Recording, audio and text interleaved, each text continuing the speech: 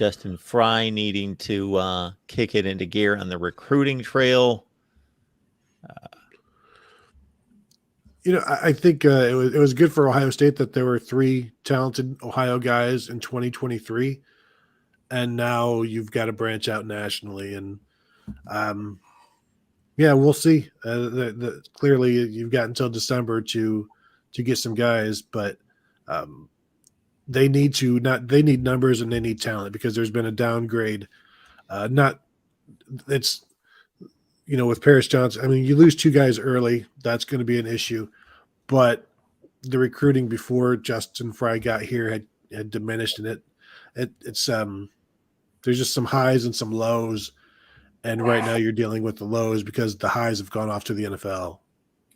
Yeah, I mean, they brought in Victor Cutler from Louisiana Monroe, who I think is going to compete for a starting job, maybe center or tackle or guard, hard to say.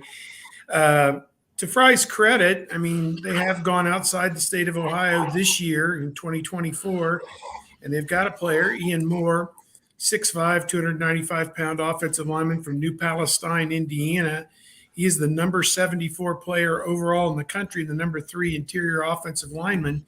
So, that kind of debunks a little bit of what the poster was saying. I mean, they've that's his first full cycle. He's already got a national top 100 player.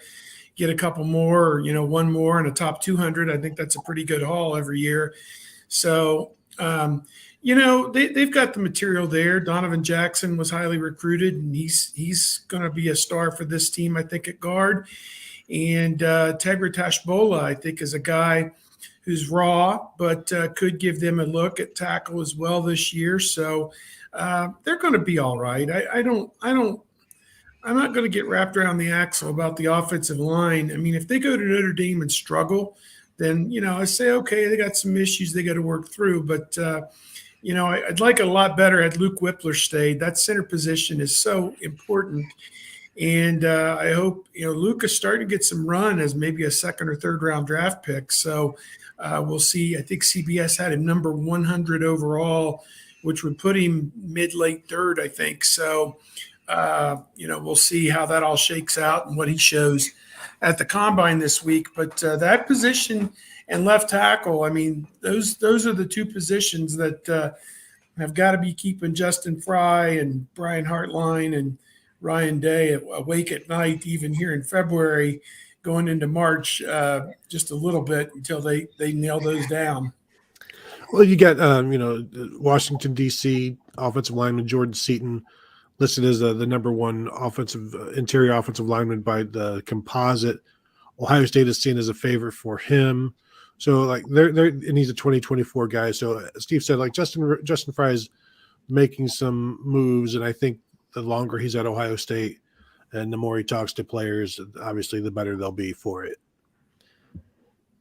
GOJ's comments have all directed toward Ohio State beating everyone by 3 scores en route to a national championship. And then all of a sudden, boom, he believes Justin Fry is going to have an issue recruiting offensive linemen because nobody wants to pass block 70% of the time. Or maybe GOJ, offensive linemen would be attracted to Ohio State to pass block 70% of the time because although that may not be inherently what they like to do, they can see a better path to the NFL where they're going to be pass blocking 70% of the time.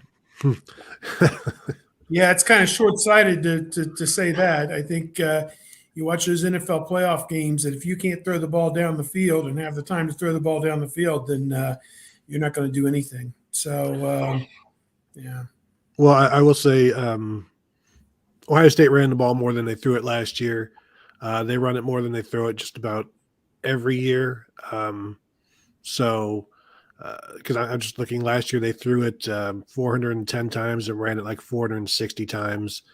The year before that, they actually threw it more than they ran it by about those same numbers. But this is a program that has, under Ryan Day with J.K. Dobbins, led the Big Ten in rushing in 2020 with Trey Sermon and Master Teague. So they have no problem running the ball. It's just you do what you have with the material you've got to work with, and so they'll run it 60% of the time. if they've got the offensive line for it and the running game for it, or Justin Fields being more of a runner helped that running game. CJ Stroud being less of a runner, skews things. But even with CJ Stroud this past year, they ran more than they threw it. Yeah, I think people would be surprised.